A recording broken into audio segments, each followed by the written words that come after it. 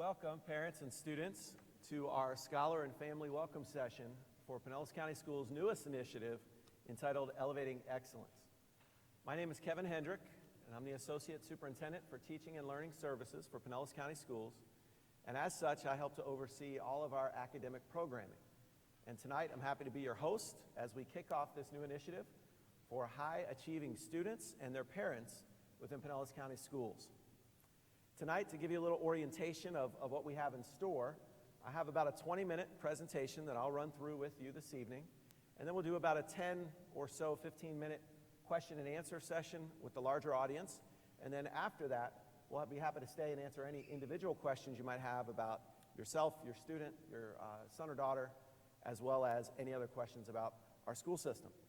As we do this tonight, this is our third parent and student welcome session. We've had one at Palm Harbor University High School, one at Countryside High School, and tonight is our third. We have a fourth one tomorrow night at Boca Ciega. But you're in luck, because tonight we're streaming this live on our YouTube channel for other parents around the district who perhaps have not been able to attend or will watch in the future at a recorded session. So with that, welcome. I want to thank you for being here. And I want to start by showing you a little slide. And I want you to, students that are here or parents of students in our school system, think about yourself as the person in the middle of the slide. Sitting there a year from now, 2 years from now, 3 years from now, with the choices of all those that you see on the screen. That you've been accepted to them all, that you know the cost of each and every place, you know the majors that they offer and why they may be of interest to you. And you know exactly the choice that you want to make. Perhaps that choice is something close, like the University of South Florida or the University of Florida. Perhaps it's a place far away from here, like Stanford University. In any case, we want you to be well informed, and we want you to have that choice to make the very best decision for yourself and your family. These colleges and universities on the screen are some of course, the very best across the country. And they represent institutions that students from Pinellas County Schools left last year and are now attending. And we want you to have that same choice. Now you're here tonight, or you're watching at home on YouTube, because you've already demonstrated, not that you have the potential for that, but that you've already demonstrated that you can do that. And you've done that through a number of ways, but one of which is through the PSAT test. Students, raise your hand if you remember taking the PSAT. All right, we provided, of course, for all 9th and 10th graders and many 11th graders as well. And you have already scored college ready in both mathematics and in English language arts. And so where you are now, whether that's 9th grade, 10th grade, 11th grade, you've already met the basic criteria of test scores to begin the process of being competitive at universities such as these. Of course, you're going to have to continue along that way. There's going to be grade point average. There'll be essays. There'll be other factors that would play into college admissions. But you've already demonstrated some of those critical benchmarks. And so with that, whether that is tonight or whether it was last week, or perhaps since the very first day you remember your parents speaking to you, you are college bound. We want to, as a school system, prepare you in every way, shape, and form to make this choice and to be as well informed as possible.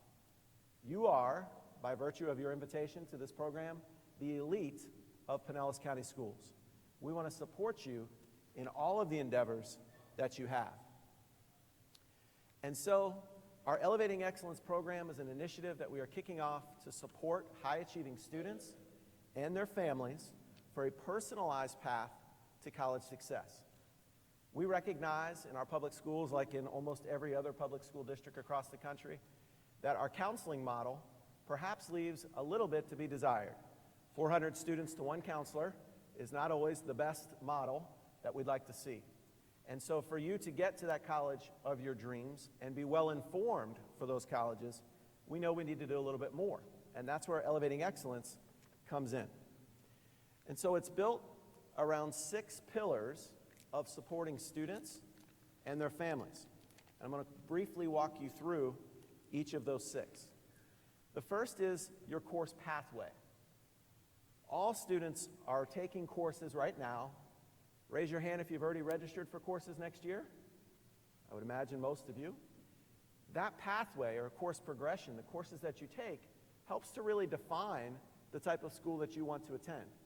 And in particular, as you apply for a particular major, those courses help to further define who becomes more competitive to get into those high-profile programs across the country. So for example, if you want to go to the University of Florida and be in the School of Architecture, which is one of the best programs in our state for architecture, what are the courses of students who are currently in those programs? What did they take in high school? And how does your transcript compare to theirs, both from grades and the actual courses? So course pathway and progression is something that we'll talk to you about constantly over the course of this program. Parent and student engagement is critical.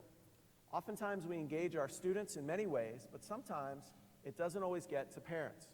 And so as part of our Elevating Excellence is to connect with parents, many of which are here and are watching at home, to make sure you have all the necessary information to be as prepared as possible to help your child make the next step in their education pathway. And it's important for us that the child's perception and the parent perception and the information is very, very similar.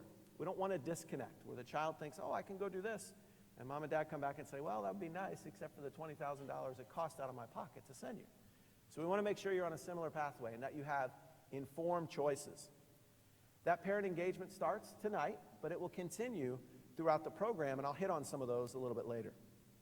It includes academic counseling and targeted support, included starting in our summer sessions, which we'll talk about, but then following up through the year. That's probably what you're most familiar with in meeting with a counselor, but that academic targeting and support will go beyond what you would normally expect and really be personalized. It will include peer collaboration and experiences. We know that high-achieving students grow when they're around other high-achieving students. And we want to surround you with students who are like-minded, that perhaps want to go to similar places, and can help challenge you to meet your dreams. We'll, of course, include college entrance test preparation, whether we like it or not. Tests are a major part of college entrance exams, SAT and ACT, so we'll help prepare you for that and make sure you're well-positioned for your choice. And then last but certainly not least is the college matching and scholarship planning. So as you further define what it is that you want to do and where you may want to attend, how do we make sure you're matched both with the college and the major that you want, and then of course financially along the way. And so that'll include help sessions with all the financial aid components, including the federal application for free student aid, and then private and public scholarships. So as a basic condition of our Elevating Excellence initiative, we have the standard that every student that's been invited should exit high school at a minimum with the Bright Future Scholarship. How many parents and students are familiar with Bright Futures? Mostly everybody. It started nearly 30 years ago in the state of Florida with the Florida Lottery, and it has continued in various ways and shapes and progressions over the course of these 30 years with different funding levels, different test and entrance requirements for the Bright Futures. But currently, as of tonight, the Bright Futures requirements for Florida academic scholars, which is a 100% tuition cost at a four-year public university, plus a book allotment. You see the SAT score and you see the ACT score, as well as the GPA and service hours.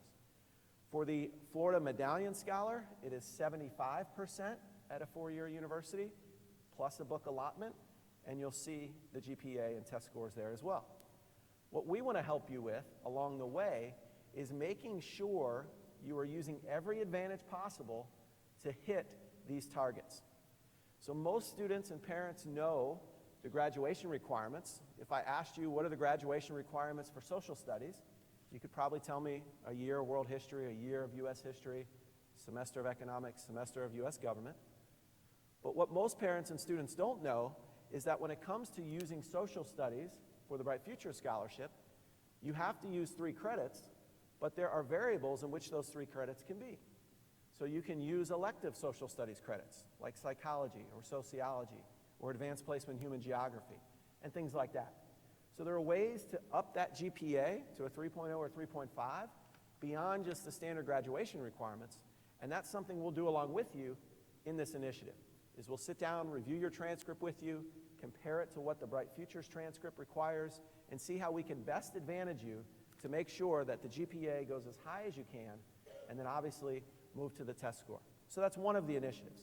So again, as we go along this college path, that's some of the detail that you can expect from Elevating Excellence. And so with that, we will kick off with summer seminars. The summer seminars, you have a handout on that when you came in tonight, is an opportunity for you in depth over the course of 3 days to really figure out at your grade level, what are the things that I should be doing as a rising sophomore, as a rising junior, or as a rising senior to prepare for the university of my choice. And while we love St. Petersburg College and our own Pinellas Technical Education College, our goal is really in this program looking at four-year universities with competitive admissions. And so we want you to think high and be as educated as possible. And so during the summer, depending on your grade level, you'll experience a differentiated session. And if you are a rising junior or a rising senior, we'll collapse the information a little bit so that you can pick up on some of the sessions that perhaps you didn't get had you been in the program as a rising 10th and 11th grader. But for those of you that are rising sophomores, you can expect to see this each summer up through your senior year. So as a sophomore, what can you expect to see? Well, one of the first things that we will do is evaluate your transcript. And we'll do that, of course, with rising 11th and 12th graders. Many students and parents often request a transcript to be sent to a university. You normally do that through your local guidance office. It gets sent electronically. But rarely do parents and students lay their eyes on the physical copy of that transcript. And so what does that transcript look like? And what does it contain? And more importantly, what does it not contain? Because in your college application, sometimes it's up to you to fill out the rest of your story. Your transcript only contains certain test scores, like your 10th grade FSA score and your algebra EOC, and then your final semester grades. It does not contain your quarter grades. It does not contain advanced placement scores, your test scores. It does not contain attendance. There's a lot of things it does not contain. So as we review that transcript with you, we'll help first let you see what that looks like, and then really, as you rise in your sophomore year, work on your course progression. What college and university do you want to attend, and what is the pathway that will help get you there? If you say you want to go to the University of Florida to get into their medical sciences program as an undergrad, well, what do the transcripts look like for the students that have been admitted to those programs over the course of the last 2 or 3 years? And then how does your transcript and the courses you've chosen lead you to that? As part of that, if in the summer you decide, hey, maybe I want to change to a different English class or a different elective, you'll have the opportunity to do that through this initiative. As you rise to the junior year,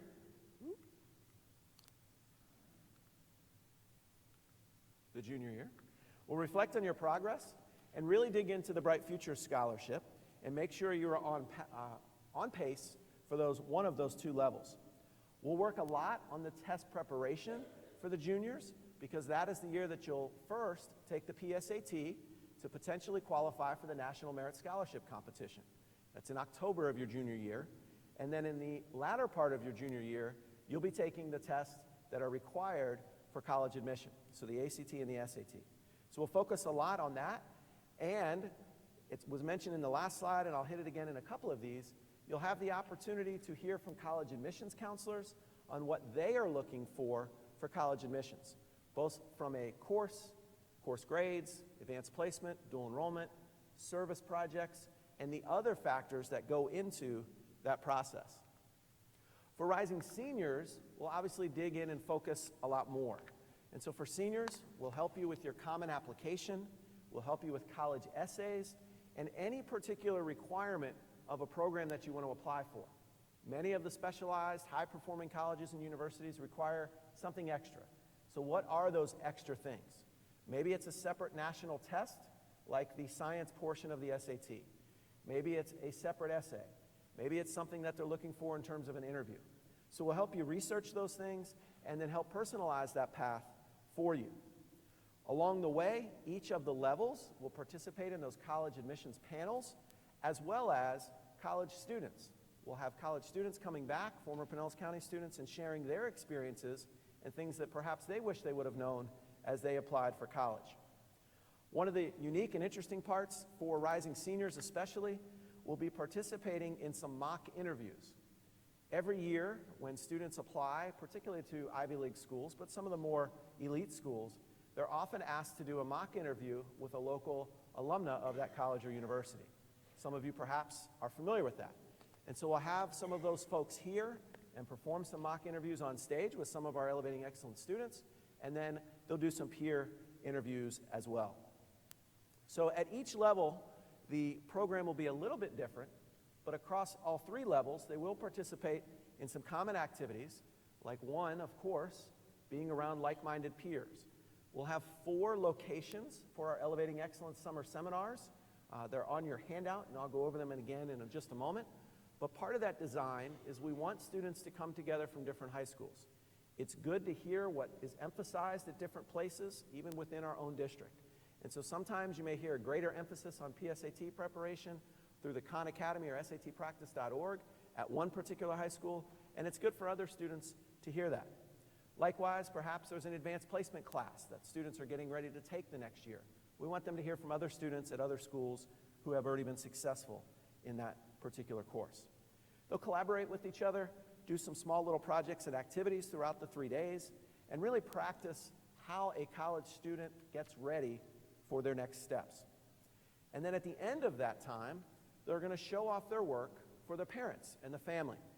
So on the last day, we'll ask that parents return, and we'll get a schedule to you of what that looks like, so that your child can share, what is it that I did for the last 3 days? How have I built my portfolio as a college student? And what do I think my next steps are along the way? And again, that'll be different at each grade level. But it's part of the idea that we want parents to be in sync with their children as you get ready for those college choices. And so the summer seminar is no cost for 3 days, and we will serve lunch to students. Students, don't worry, it will not be part of the federal lunch program. All right? It'll be something a little bit better than that. It'll be a 6-hour program, 9 to 3, and there are 4 sites, as I mentioned.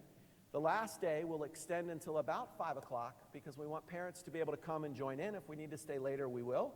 But we'll have setups along the way for students to present to their parents. By the way, those presentations and portfolios are not for us. We're not going to collect them. They are for you. You have to own those and take them with you, and we'll help you build that along the way.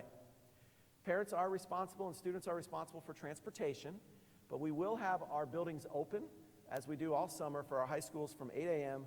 to 5 p.m., and we'll have computer labs available for students if they need to arrive early or they want to stay later, and we'll have someone there manning those computer labs along the way. The locations for the summer seminars, if I can scroll to them, there we go. Clearwater High School, Dixie Hollins, Gibbs, and Palm Harbor University. And there are 2 opportunities to attend. The first is June 5th through the 7th. The second is July 24th through the 26th. Both sessions are the same, the one in June and the one in July. So it doesn't do you any good to attend both. They'll be the same content. But it's up to you to choose which days you'd like to attend. The registration for Elevating Excellence is now live. We opened it up last Thursday, and you can register on the Elevating Excellence website, which is on your handout, and I'll show in just a moment. When you register on the website, it is going to ask for some parent information as well as some student information. You'll obviously have to choose the site that you'd like to attend as well as the session that you'd like to attend. And when you hit submit, a lot of parents have asked when we've done the first 2 sessions, will I get a confirmation email receipt? You will not, but on the screen it will say your form has been successfully submitted. So you'll see that across the top. In about 2 weeks, after we finish with our orientations and initial registrations, we will reach out to parents and students via email, so you'll start to get some information before the first summer session in June, but initially that'll be the way that you know that you've registered. So the 6 pillars I touched on have been borne out by some work in really working with a number of organizations, both locally and across the country, to help build this. I will tell you that this idea of supporting high-achieving students and their parents is something that has been a vision of our superintendent, Dr. Michael Grego, for really his entire tenure in Pinellas County Schools. And it's been tried and launched a couple times at different schools with some varying success, but nothing this systemic. It's not something that we've been able to borrow from another school district across the country because it really doesn't exist. You very rarely see this level of commitment and effort to high-achieving students to the point that we are committed to. And so I want to thank some folks, many of which are here tonight, our Elevating Excellence champions from our different high schools. Way back in September, I approached our high school principals and said, we want to launch this initiative, and I need someone from your school who is really a champion for high-achieving students and wants to help forge this forward. And so a number of folks came forward. I want to thank those that are here tonight. From St. Petersburg High School, Sarah Henderson. From Osceola, Diane Becker. From Dixie Hollins, Jennifer Sinfei. And from Pinellas Park, Jamie Wasserman. And I don't think I missed anybody.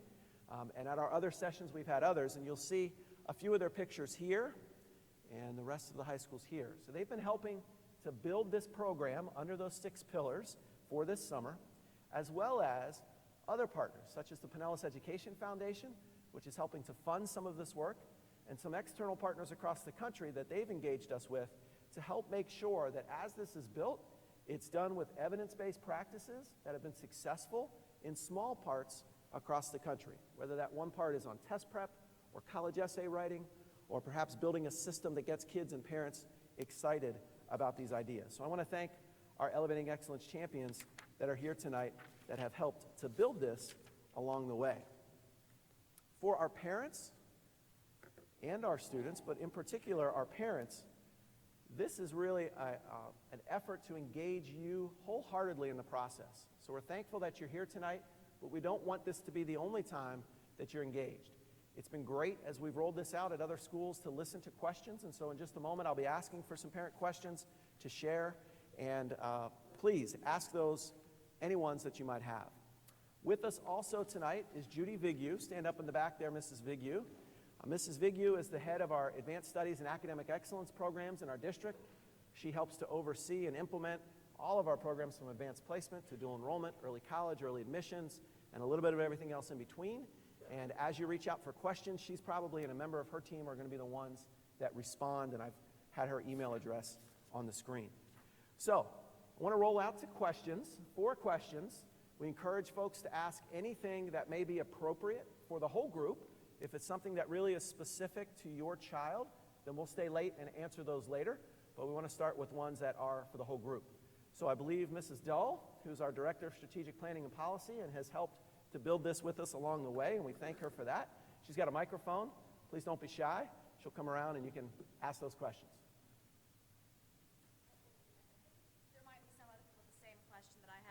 If my daughter already knows she doesn't want to go to school in Florida, do you have to do the Bright Futures? Okay, so the question is, if we know we don't want to go to school in Florida, what is Bright Futures, right? So the answer is Bright Futures doesn't carry out of state. It does stay in state, private, and public. So the question is, if I know I want to go out of state, should I even bother? And the answer is yes, and here's why. We want you to apply. We want you to be awarded Bright Futures. You don't have to use it immediately. There are some ways in which you can defer that. So if your child goes out of state, doesn't work out for whatever reason that might be, it's too expensive, doesn't work out, whatever that might be, we want you to be able to have that as a fallback. A lot of parents have asked questions about the Florida prepaid program as well and how that carries forward. We'll have some expertise on that at our summer seminars at the parent session, but that is also a college savings plan. You get a lot of benefits if you use it in Florida because it grows at the tuition that you bought it at.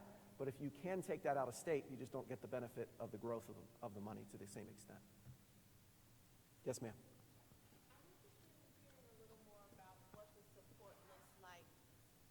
Thank you. What the support looks like during the school year. I'm trying to get a vision of what just the vision of it. If you could share a little more detail. Great question. So talked a lot about the summer seminar. How does that look once the year starts? So one of the reasons we have the Elevating Excellence champions in every school is to carry this work forward along with the child's guidance counselor. So he's not here tonight, but Mr. Jonathan Blair, who's our head of school counseling, is training his counselors around all of this work. fact, Mrs. Wasserman, who's here, is one of our counselors who's been building this, and there will be counselors at all of the summer sessions who are participating along in this work. So as we get into next year, what we anticipate is that each quarter there'll be a follow-up at school with the children from each school who have registered as Elevating Excellence students, the Elevating Excellence champion, as well as the counselors. And because the students who participate in the summer seminars will be really farther along the path, those conversations with counselors really change in terms of what I'm asking for. So we envision a lot more counseling from your counselor during the year, but also some cohort work with students with the Elevating Excellence champion. That'll look different in every school and at each level, but certainly part of that will be the SAT prep. So one of the things you'll see this summer is we're not going to do a lot of SAT prep during the 3 days. It wouldn't make a great use of time to have students just sitting there working on practice problems, but we will expect students to work as we follow through, and the Elevating Excellence champions will be helping to monitor and support that in the year. Just as a follow-up, you mentioned some level of differentiation for rising seniors. Yes. Can you talk about what that might look like in terms of replacing SAT prep? Because, I mean, we've gone through that process already, and so are looking for some of the other aspects of college preparation support. Great question. So I think I asked for a show of hands. How many students have worked on SATpractice.org or Khan Academy? All right, some, not as many. So, there becomes a kind of, I don't want to say a point of no return, but there becomes a time when I've done so many hours, what else can I do next, right? So part of that preparation will happen in the curriculum this summer.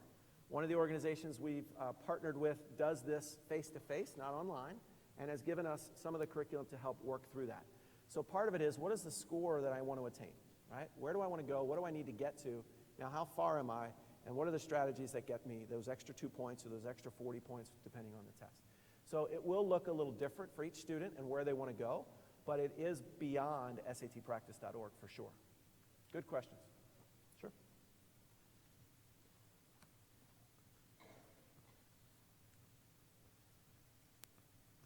If my child is not able to attend one of the summer seminars, do they still register, or are they still able to be involved in this program? Good question. The answer is we would never turn a student or family away. Of course, we want you to come to the seminar, but a couple of families have said, look, I know we can come to 2 days, but we can't come to the third. Is that possible? The answer is yes. You're going to miss out on whatever the curriculum was on there. But if they're not able to attend at all, still register, and we'll hook them back in when we come around in the school year.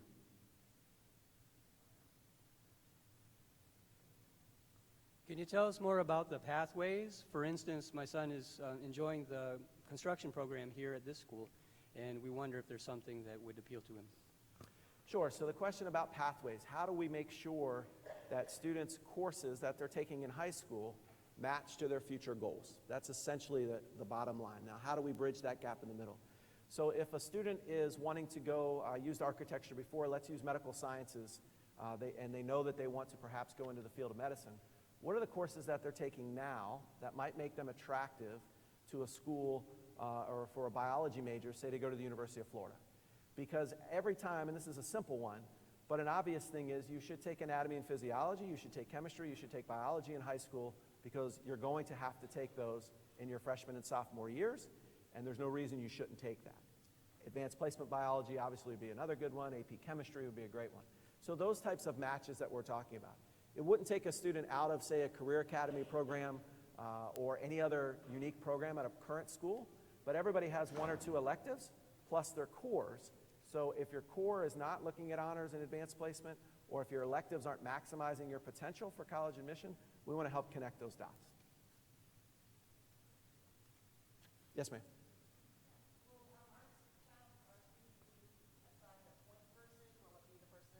At their school? Like, say, for instance, if she goes to Seminole, will it be Tiffany Rasmussen, or will be assigned by, or if we have questions in the interim? So the Elevating Excellence Champions would be the point person for the next couple months leading into the summer. Once the summer starts, they'll continue to be a point of contact, but also your child's counselor. So the counselors will be onboarded as the summer goes and then into the next school year. They will be using their regular school counselor, their current one that they have at their school, but there'll be more because of their participation in Elevating Excellence. But along the way, Mrs. Rasmussen at Seminole or whoever it is at your school are great contacts. Additional questions?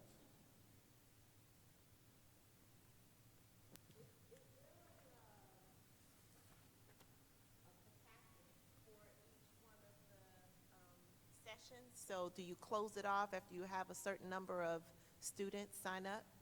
Good question. Is there capacity? So the answer is we have built out capacity in terms of staffing and lunches and all of those things, materials. However, if we have more, we will find the funding to do more. It is a major priority of our district and our education foundation, so we'll do that. We are anticipating about 1,000 students over the course of the 2 sessions at the 4 locations, so that's what we're targeting for.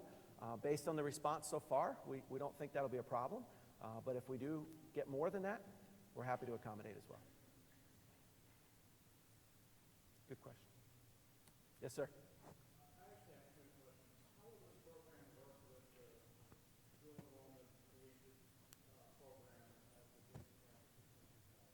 Good question. So if your child is going into early college or early admissions or any program at the college, there is a Pinellas County Schools counselor who's there full-time, and they will do all of this work. So they can attend the summer part, and during the year, they're going to get a lot of the same support through the early college or whatever program it is that they're in. We support 3 of them there. So they can attend in the summer, and you can expect similar work during the school year.